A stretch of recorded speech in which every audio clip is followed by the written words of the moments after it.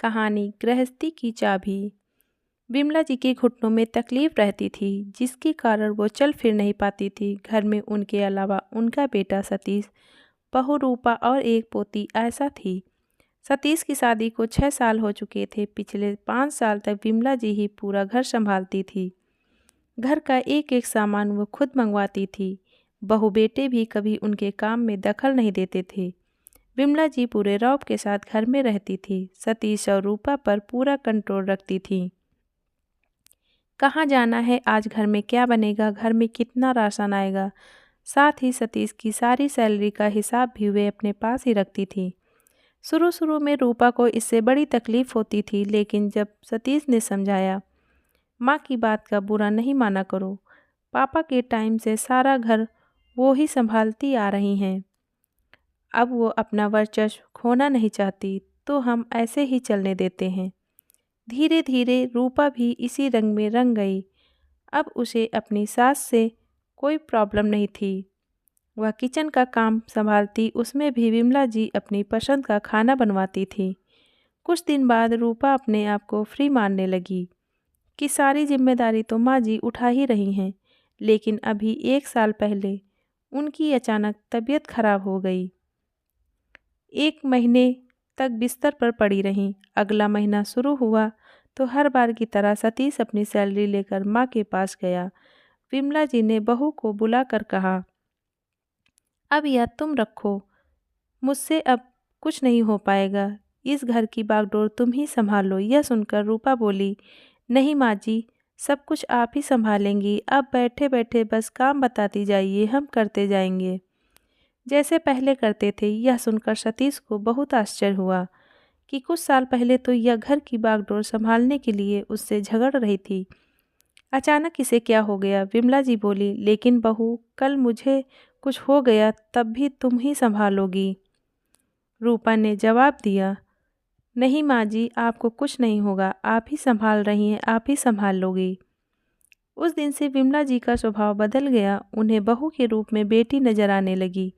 पहले वो सारा कुछ अपने हाथ में इसलिए रखना चाहती थी कि कहीं मेरे बेटे बहू मेरे ऊपर जुल्म न करने लगे, कहीं बेटा आंखें न बदल ले, कहीं मुझे घर से न निकाल दे। रूपा पहले की तरह ही माँ जी की पसंद की सब्जी बनाती थी। घर का सामान वो खुद लेने जाती, लेकिन आकर एक एक पैसे का हिसाब अपनी सास को देती और बाकी बचे पैसे भी उन्हें दे देती थी। एक दिन रूपा अपने पीहर गई थी। सतीश अपने ऑफिस जा चुका था। शाम को दोनों वापस आ गए। तब विमला जी ने दोनों को अपने कमरे में बुलाया। बेटा, मैंने आज वकील को बुलाकर अपनी वसीयत कर दी है। यह घर तेरे नाम कर दिया है और ये तिजोरी की चाबी, जेवर, रुपए, पैसे सब मैं बहू को देना चाहती हूँ। तभी रूपा बोली, माँ जी, इसकी क्या ज़रूरत है, आप ही संभालिए ये सब। विमला जी बोली, बेटा, मुझे तुम दोनों पर भरोसा नहीं था। जैसा कि आजकल हो रहा है, बुजुर्गों के साथ बुरा सलूक किया जा रहा है, मैं उससे डर गई थी। लेकिन अब मुझे तुम दोनों पर विश्वास है, इसलिए मैं ये सब तुम्हें सौंप देना चाहती हूँ। अगले दिन से रूपा कुछ संभालने लगी। विमला जी निश्चिंत होकर अपने कमरे में बैठी रहती थी, लेकिन उन्हें यह देखकर और भी आश्चर्य हुआ कि उनकी बहू आज भी उनकी पसंद का खाना उनसे पूछकर बनाती है।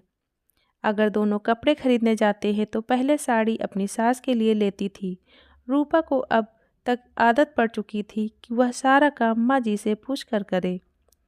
2 महीने बाद विमला जी का देहांत हो गया। घर में रोना पीटना मचा था। 13 दिन तक मेहमानों का तांता लगा रहा। 13वीं के बाद सभी धीरे धीरे विदा हो गए। सतीश अपने ऑफिस चले जाते। रूपा और उसकी बेटी दोनों घर में अकेले रह जाते। लेकिन रूपा को कुछ भी ध्यान नहीं रहता। वह कुछ भी काम करने से पहले, जहाँ तक कि खाना बनाने से पहले भी, माँ जी के कमरे में पहुँच जाती, उनसे पूछने। खाली पलंग को देखकर उसकी आंखों से आंसू बहने लगते। एक दिन वो कमरे की सफाई कर रही थी, तभी उसे एक खत मिला। उसने खत पढ़ा तो उसके ही नाम था। उसमें लिखा था, बहू, मैं जानती हूँ तू मेरे जाने के बाद भी मेरे कमरे में मुझसे पूछने आएगी कि माँ जी क्या बनेगा, क्योंकि तुझे मेरी आदत पड़ गई है और आदतें इतनी जल्दी नहीं बदलती।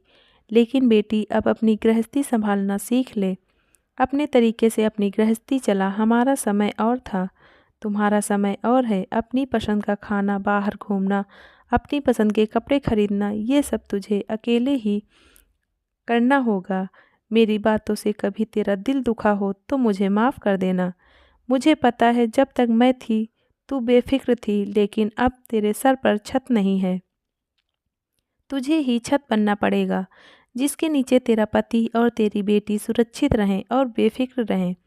मुझे पता है यह तू अच्छे से कर पाएगी। तेरी माँ बिमला। खत पढ़कर रूपा बहुत देर तक रोती रही। नहीं माँ जी, मुझसे यह सब नहीं होगा। मुझे वाकई ऐसा ही लग रहा है जैसे मेरे सिर पर छत नहीं है और मैं खुले आसमान के नीचे हूँ, जहाँ बारिश, आंधी, तूफान सब आएगा। खत को कई बार पढ़ने के बाद रूपा ने उसे सहज कर रख दिया। कुछ ही दिनों में वह एक माँ की तरह पूरा घर संभालने लगी। जब भी उसे कोई परेशानी होती, वह उस खत को निकाल कर पढ़ती और दृढ़ता से डटकर हर मुश्किल का सामना करती। रूपा को हर समय लगता था कि बिमला जी अब भी उसके साथ खड़ी हैं। धन्यवाद।